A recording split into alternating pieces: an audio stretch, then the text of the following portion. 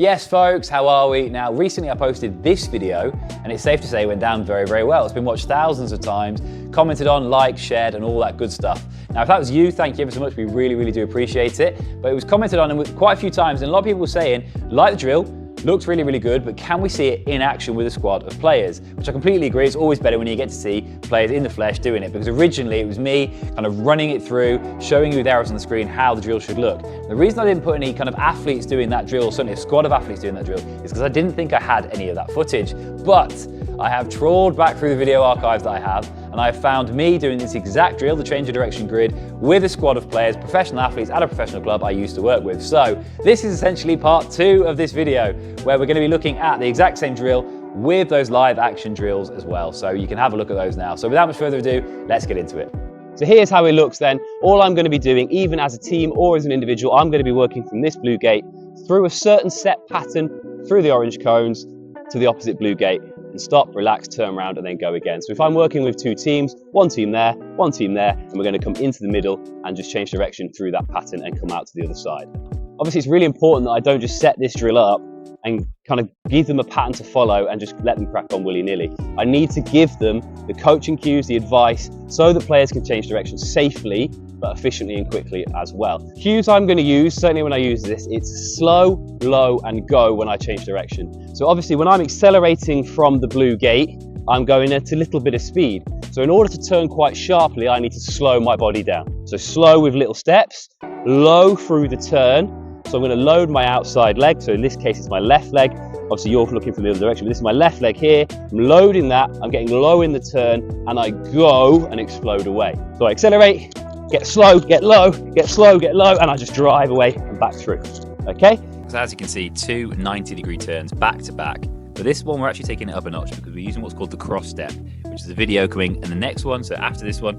So keep an eye out for that one because it's really, really important skill for footballers, because what you can see it's actually allowing all these players to do is do those 2 90-degree turns. They're using the slow, low go still, but they're able to keep their hips and their head facing forward, which is really, really important skill for footballers because it means you can watch what's happening in front of you at all times.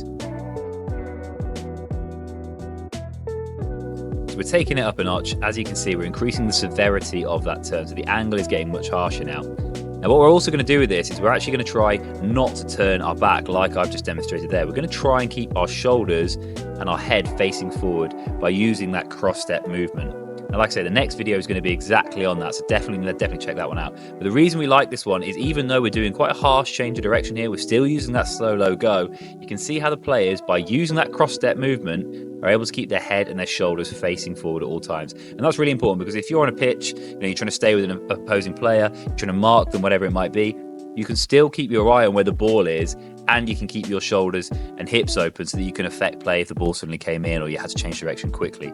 If we were doing, a full turn where we turn our back to play, obviously there's going to be a moment where you're not going to see the ball, and that might put you at a disadvantage. But you can see the players are still going quickly, they're still getting a slow low go in there, but they're also able to do it whilst keeping their head and shoulders forward. So this is the more slightly advanced version by using that cross step. If it's the first time you're doing this drill, definitely just get used to it, by trying to get your footwork in the right place, mastering that slow low go, and then when you feel confident, start to bring that cross step in. Like I say, check out the next video and it'll show you exactly how to do it. Made it harder once again by increasing the distance before the turn. So players are going to be going into that turn at a much higher speed, therefore they need to slow their feet quickly. Watch play with the blue boots, does it really, really well, slows those feet quickly, lots of little steps, gets low in the turn and pushes away.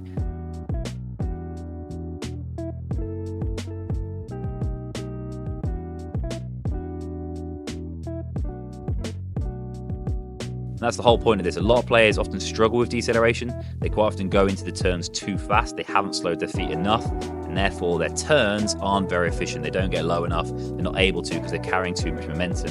So encouraging that slow phase is really, really important, and this drill is a great one for it, where they have to kind of backtrack on themselves. But you can see players are still using that cross step, so it's allowing their head and their shoulders to still face forward. It's a really good one to practice that. But again, get used to slowing, get used to getting low, and then get used to accelerating away and then bring that cross step in, like you can see. And it's a great little end to the drill with those last few there. So hopefully you can see from those athlete examples how good a drill this is and how it can really help improve your athlete's kind of change of direction ability. And as a coach, you can be confident that you can work 2 sets of players into the same change of direction grid at the same time, just as long as you're careful with the pattern that you give them. But start off nice and easy, go on those 45-degree turns, then build it into the 90, and then you can start to chain 90 degrees together, 180-degree turns, all that sort of stuff. Increase the severity and the angle of the turn, increase the speed that they're having to go into the grid, all that sort of stuff. And in no time, you'll see your players improving their change of direction abilities. But remember, the slow, low, go phrase is really, really important. Keep cueing it, keep telling your athletes it, and it will also help to enhance their change of direction abilities as they do this drill. But thank you ever so much for watching, and genuinely thank you ever so much for commenting and giving us that feedback. It really does mean the world to us because it allows us to engage with you guys a little bit better. If there's anything else you want to see us do in terms of drills, if it's acceleration, change of direction, speed, or whatever it might be, please drop us a comment, let us know, and we'll see if we can put those videos together for you so you can start to improve your abilities or any players that you coach as well. But that'll do it for this one. I will see you in the next one. Thank you ever so much. See you soon.